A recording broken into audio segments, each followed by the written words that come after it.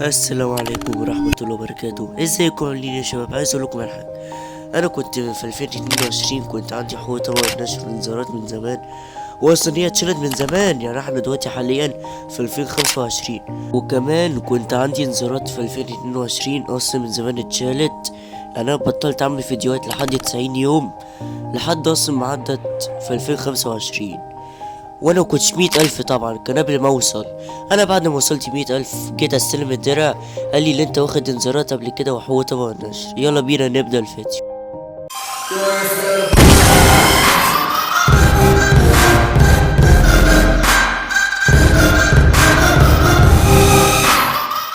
السلام عليكم ورحمة الله وبركاته.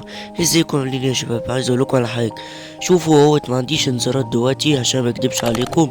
متنسوش تشتركوا القناة وتفعلوا زر الجرس، وعلشان كل فيديو نوصل من جديد حالا. يلا بينا اوريكم ان انا ما عنديش حقوق طبعا نشر. بعد ما دخلت على الفيديوهات نتك على اللي هو اقول لكم دلوقتي. ايوه ده، نتك على كلمة حقوق طبع النشر. هيقول لي لا توفر من الفيديوهات المطلوب. يعني أنا ما عنديش حقوق طبع النشر، ولا حتى الشورتس. ما عنديش في الشورتس. انا اوريكم تاني من اول في الشورتس عشان بس تتأكدوا. ما عنديش حقوق طبع النشر حتى في البث المباشر، وحياة ربنا. اصلا يعني اصلا انتوا عارفين يعني ايه حقوق طبع النشر؟